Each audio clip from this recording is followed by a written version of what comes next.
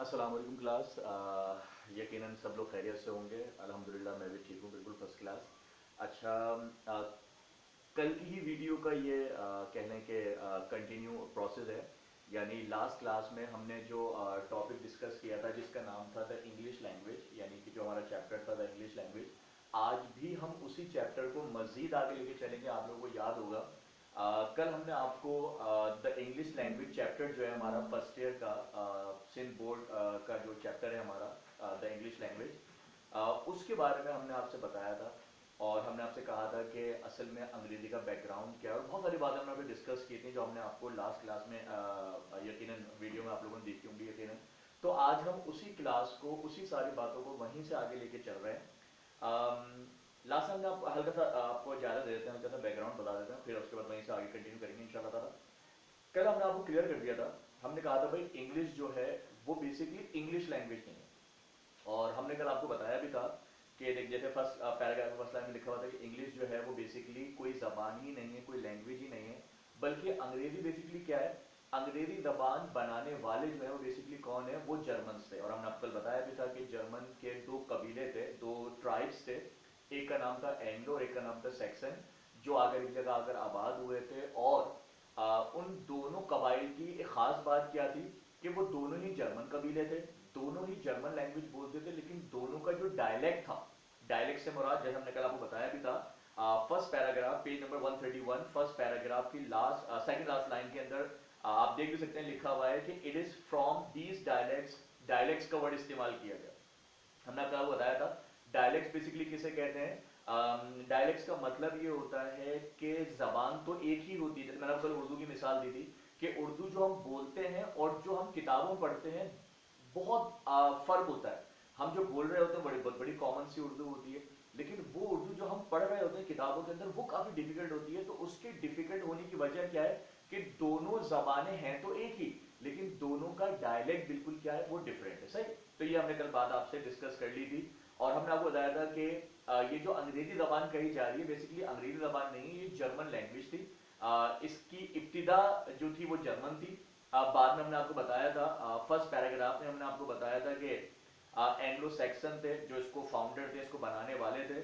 उसके बाद हमने आपको बताया था कि यहाँ पर और मजीद लोग आकर आबाद भी हुए थे, जिसमें हमने आपको बताया था कि नॉर्मन्स आके आबाद हुए थे, नॉर्मेंडी वाले। इसके अलावा हमने आपको बताया था डेनमार्क के जो लोग थे, जो विकिंग्स वगैरह थे, वो लोग आकर आबाद हुए थे। और फिर होता क्या था कि जितने भी इन्वेडर्स थे, इन्वेडर्स का मतलब ये होता है जो लोग वहां आकर आबाद होते चले, सही ना। तो यहां पर भी लॉजिक क्या है कि असल में फाउंडर्स कौन थे, जर्मन थे। सबसे पहले एक जगह जर्मन कबीला आबाद हुआ, ठीक है ना। फिर वहां पर दूसरा जर्मन कबीला आकर आबाद हुआ। फिर इन दोनों कबाइल ने एक नई जबान का इजाद किया, लेकिन वो थी जर्मन लैंग्वेज ही। फिर बाद में वहां पर कौन आ गए थे, वहां पर आ गए थे जो ये डेनमार्क वाले थे, ये लोग आ गए थे। इन्होंने आकर अपनी लैंग्वेज, जो विकिंग्स वगैरह थे उन्होंने आकर अपनी लैंग्वेज इसमें मिक्स की थी।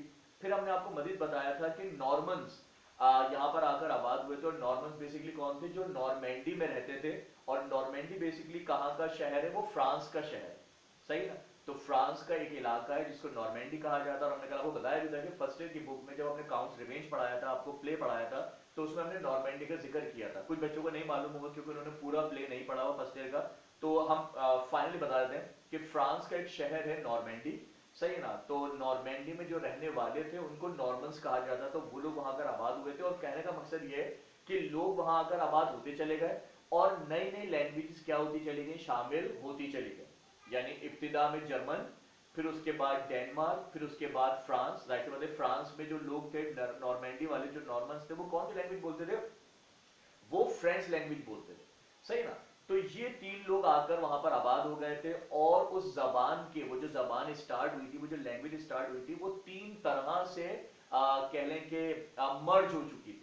यानी ये समझ लें कि जबान एक थी, लेकिन उसमें तीन तरह के अल्फाज क्या होते चले गए थे, मर्ज होते चले गए थे। और हमने आपको बताया भी था कि जो सबसे पुरानी अंग्रेजी थी, जिसको अंग्रेजी कहते हैं ये लोग, जो कि बेसिकली सबसे पुरानी जर्मन लैंग्वेज थी, जिसको बनाने वाले, इसके फाउंडर जो एंग्लो सैक्सन्स थे, उसको जो इंग्लिश लैंग्वेज के जो पुराने जो लोग थे, जो हिस्टोरियंस थे, उन्होंने इसको एंग्लो सैक्सन या ओल्ड इंग्लिश का नाम दिया।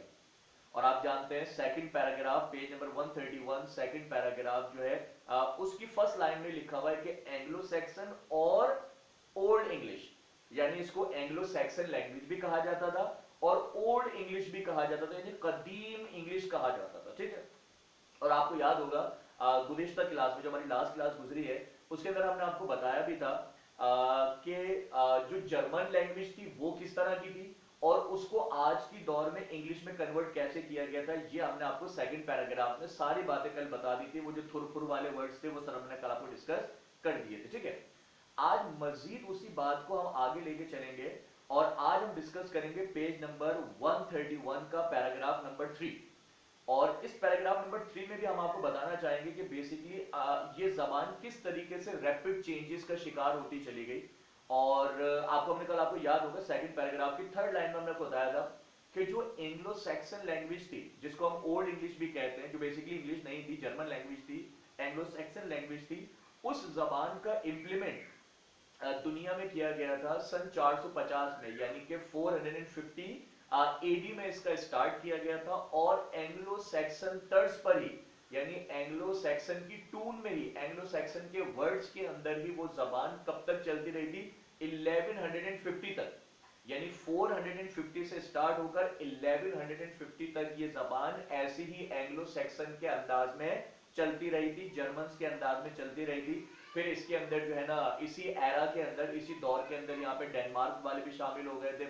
इसी एरा के अंदर, इसके अंदर जो है नॉर्मन्स, नॉर्मैंडी वाले भी शामिल होते चले गए थे। यानी बताने का मकसद ये है कि फिर वो सिर्फ जर्मन नहीं रह गई थी, उसमें जर्मन के अलावा फ्रेंच भी शामिल हो गई थी, उसमें जर्मन के अलावा जो डेनमार्क में लैंग्वेज बोली जाती है वो भी शामिल हो गई थी। यानी कि जबान एक लग रही थी लेकिन वो कॉम्बिनेशन बन गया था और 3 लैंग्वेजेस, 3 जबानों का कॉम्बिनेशन बन गया था। लेकिन कहानी फिर भी यहां पर स्टॉप नहीं हुई, यानी ये नहीं कह सकते कि हम वो 3 जबानें मिली चलो फिर ये अंग्रेजी बन गई, नहीं, ऐसा नहीं था।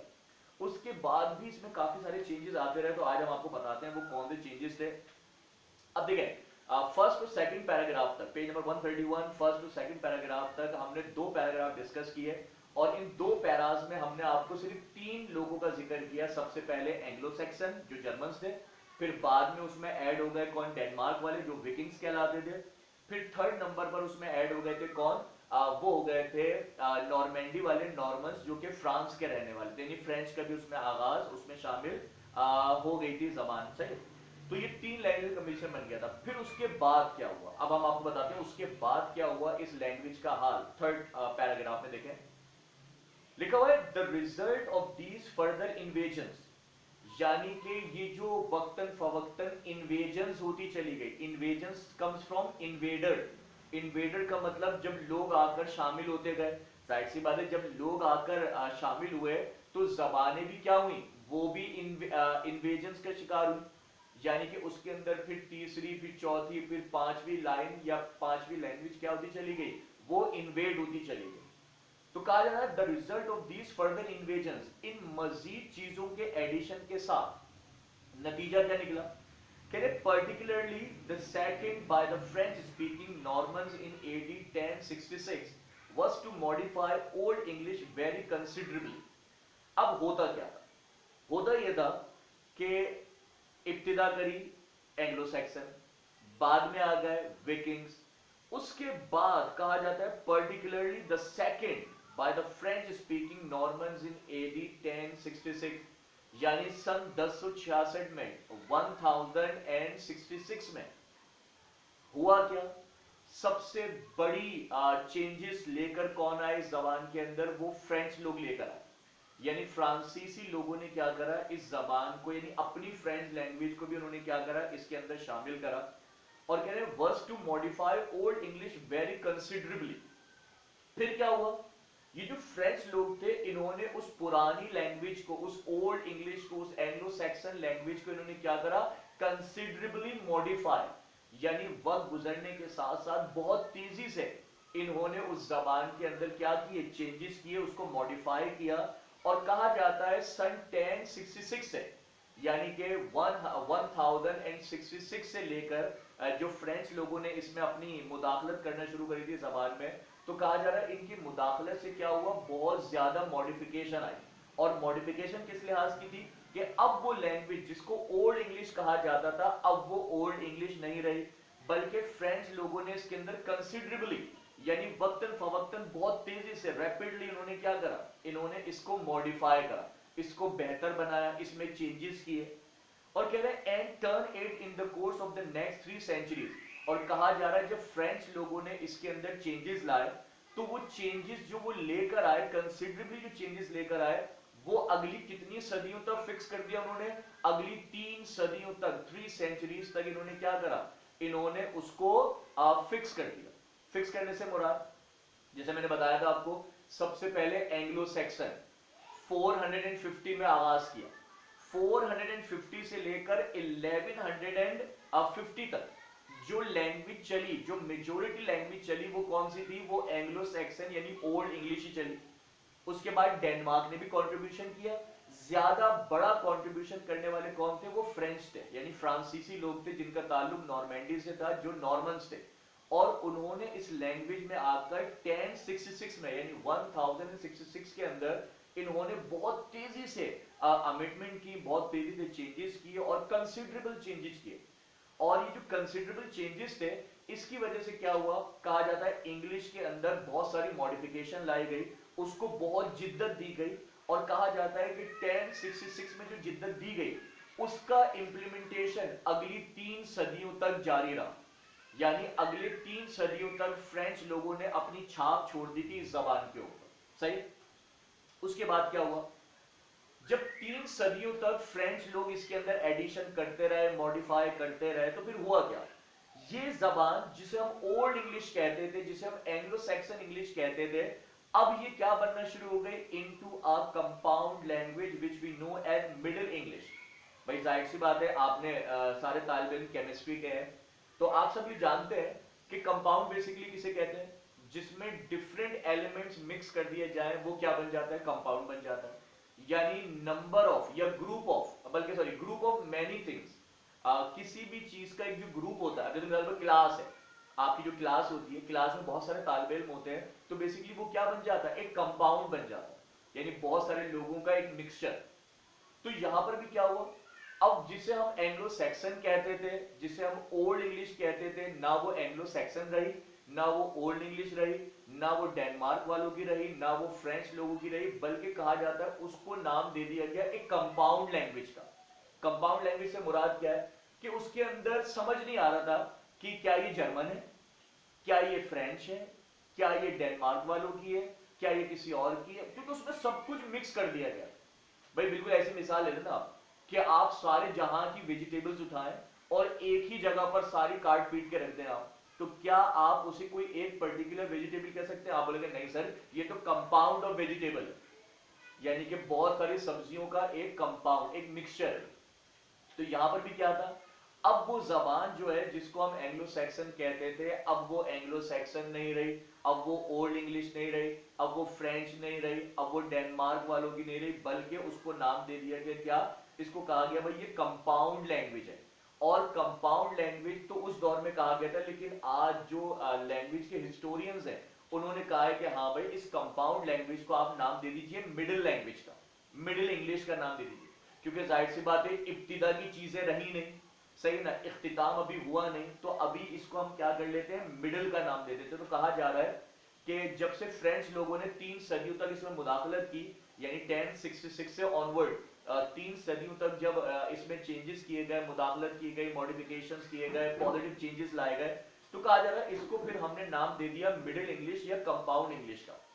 उसके बाद क्या होता है भाई, फिर कहा जा रहा है Middle English was spoken in a diversity of regional dialects, and indeed colloquial English in many a region of England still has marked regional characteristics which descends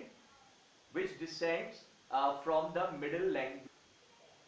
तो देखें बताने का सिर्फ मकसद क्या है ना, कि जो थर्ड पैराग्राफ है बहुत ही ज़्यादा इम्पोर्टेंट पैराग्राफ है, जिसके अंदर आपको इसकी सही मानों में रियलिटी का पता चलेगा। इस इंग्लिश की जैसे मिडिल का हमने यहाँ तक बताया आपको कि जब तमाम लोग इसके अंदर ऐड होते चले गए, जब एंग्लो सैक्सन हो गए, जब नॉर्मन्स हो गए, जब जो है फ्रेंच लोग ऐड हो गए, और फिर मजीद अमेंडमेंट कर दी गई, मजीद मॉडिफिकेशन कर दी गई, सारे मामला होने के बाद उसको नाम दे दिया गया कौन सी इंग्लिश का, मिडिल इंग्लिश का या कंपाउंड इंग्लिश का।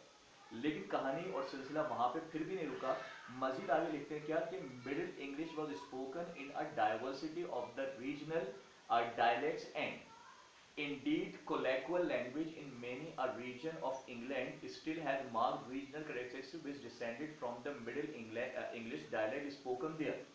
बताने का मकसद क्या, देखें पहली बात तो क्लियर हो गई कि middle English was spoken in a diversity of regional dialects, यानी कि यूं समझ लें कि जहां पर इस लैंग्वेज का कंपाउंड बना, सही है ना, जिसमें जर्मन्स थे, फ्रेंच थे, नॉर्मन्स थे, सही है ना, डेनमार्क्स थे, ये सारे जो थे, जहां पर इसका कंपाउंड बना वहीं पर मॉडिफिकेशन की गई, 3 सर्जिम के लिए मॉडिफिकेशन को फिक्स किया गया, बहुत सारे अमेंडमेंट किए गए, लेकिन इन सारे अमेंडमेंट के बावजूद एक नई शक्ल की लैंग्वेज बनाने के बावजूद कह रहे middle English was spoken in a diversity of regional dialects.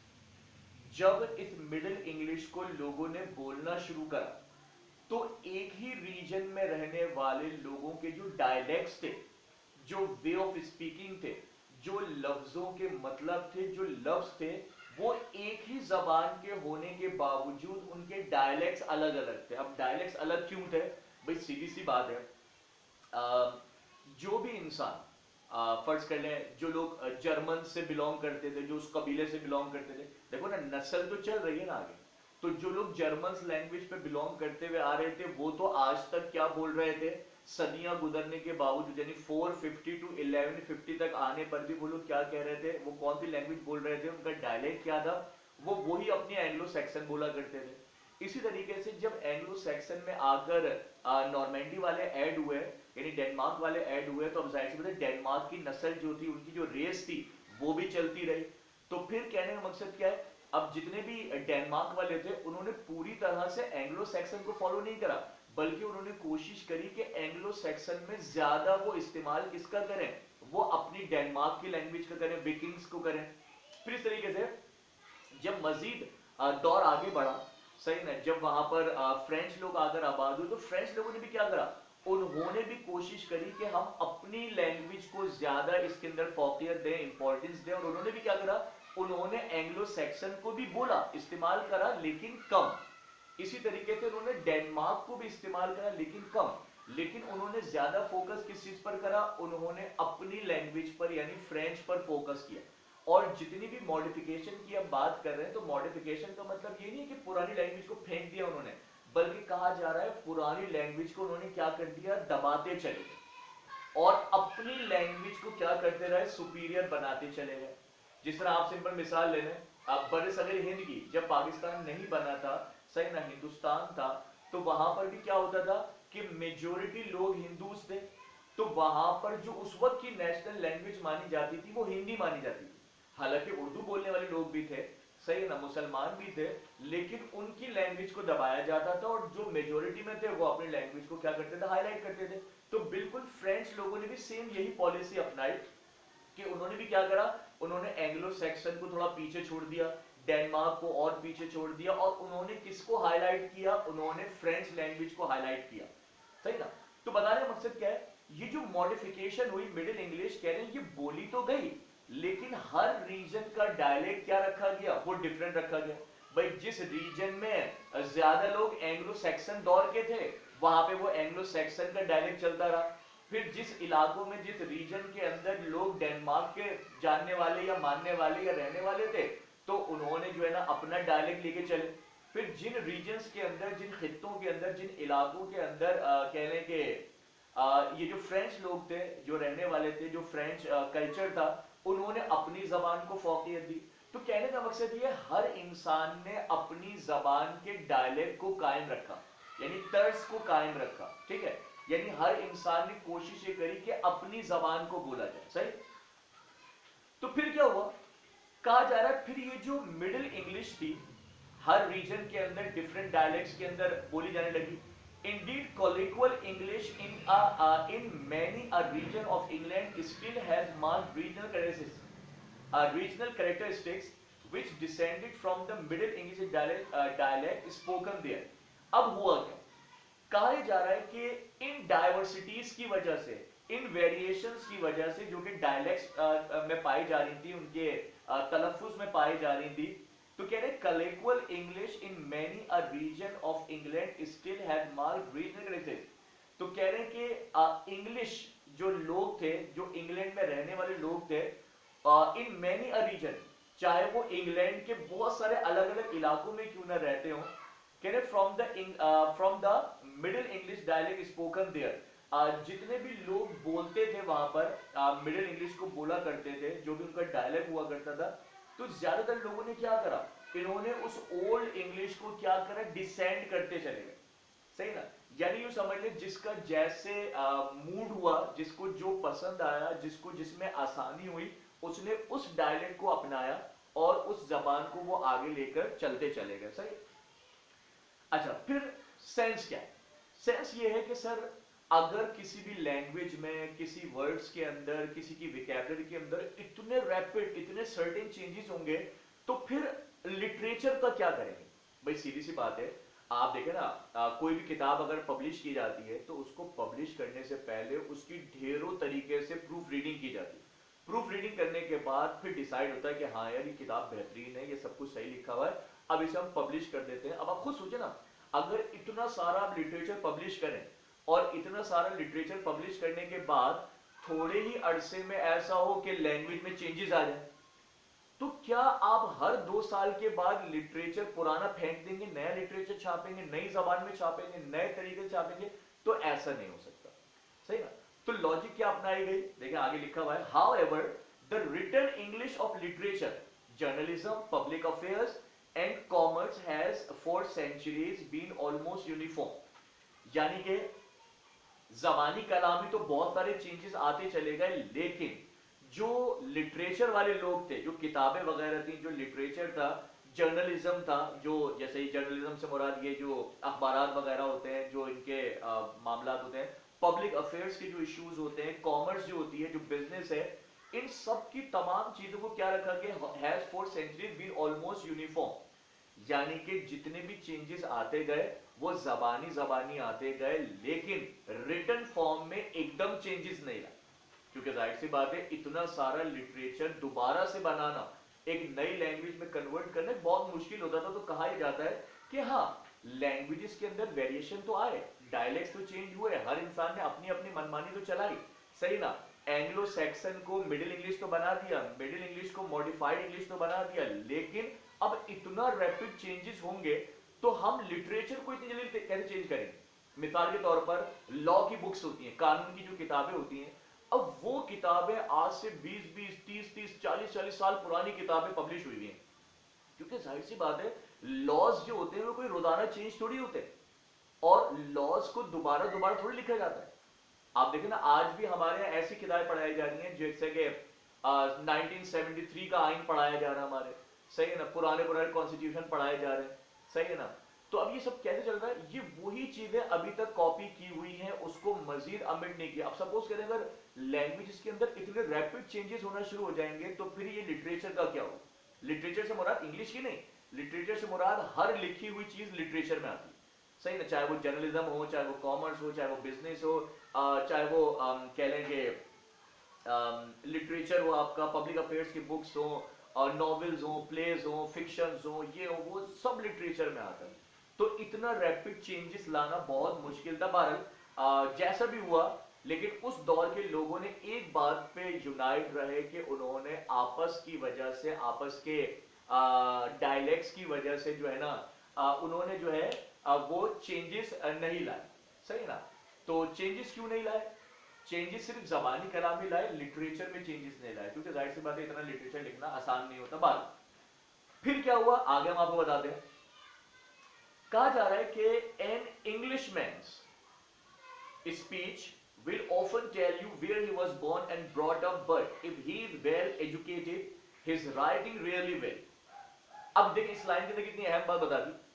कह रहे उस दौर में, यानी मिडिल इंग्लिश तक जो लोग जबान बोलते थे, जिसको सो कॉल्ड इंग्लिश कहा जाता था, मिडिल इंग्लिश कहा जाता था, अब होता क्या था? कि जो भी लोग इंग्लिश बोल रहे होते थे उनकी स्पोकन से अंदाजा किया जाता था कि ये किस इलाके से बिलोंग करते हैं। सही है? जैसे मिसाल के तौर पर सिंपल सी बात है, हमारे पूरे पाकिस्तान की आप मिसाल ले लें, जो इंसान पंजाब का रहने वाला है, जब वो आपसे बात करेगा तो आप उसके डायलेक्ट से, आप उसके तलफ़ुज़ से, आप उसके अंदाज से जज कर लेंगे कि यार he is sorry his spoken, his dialect, his way of speaking is like a Punjabi language.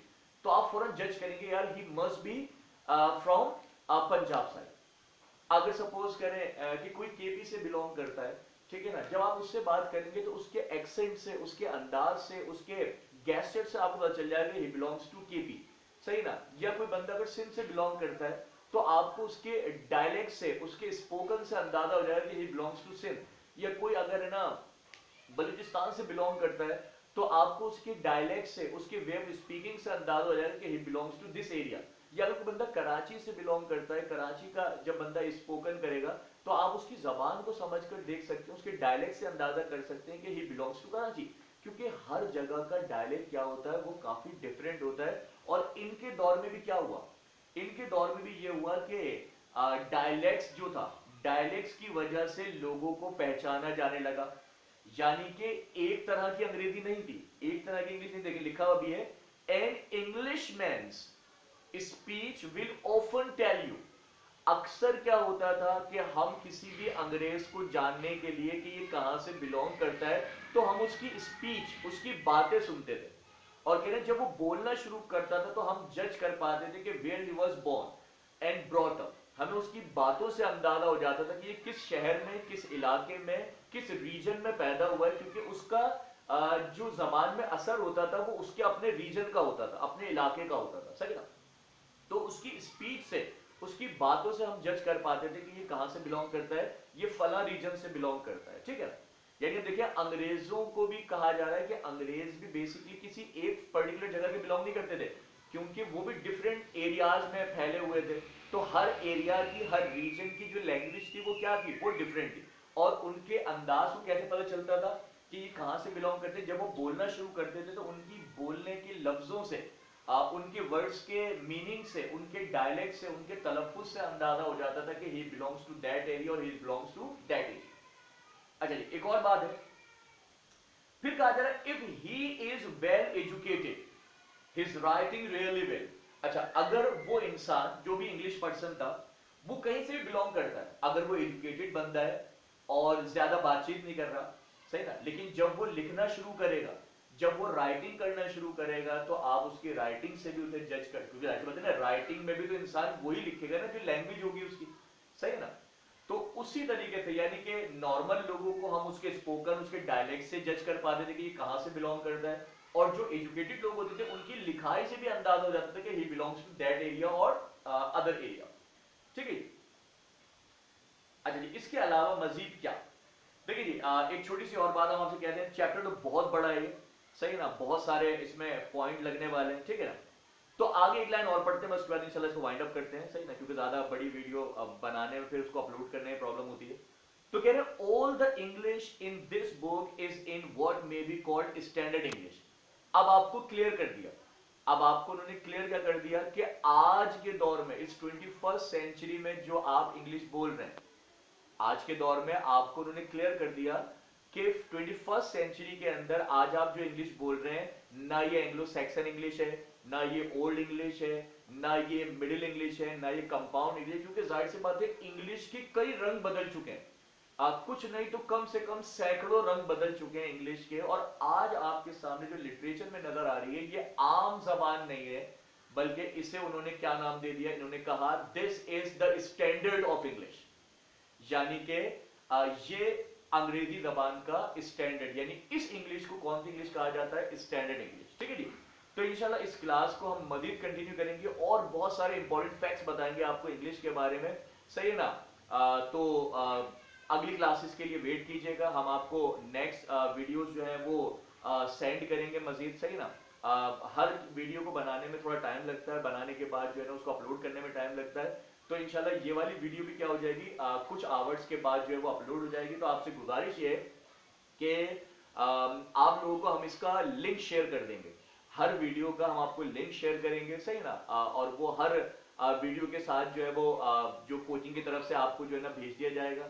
और उस लिंक को आपने सिर्फ क्या करना है, आपने सिर्फ उस लिंक को उठाकर आपने जो बार होती है जहां पे आप सर्च करते हैं, गूगल सर्च करते हैं, आप बस सिर्फ वहां पर उसको पेस्ट करें और सिर्फ सर्च का बटन दबाएं, आपको ऑटोमेटिकली क्या हो जाएगी, वो वीडियो जनरेट होकर आपके सामने आ जाएगी और आप उसको इजीली क्या कर सकते हैं, सुन सकते हैं, देख सकते हैं, समझ सकते हैं, ठीक है जी।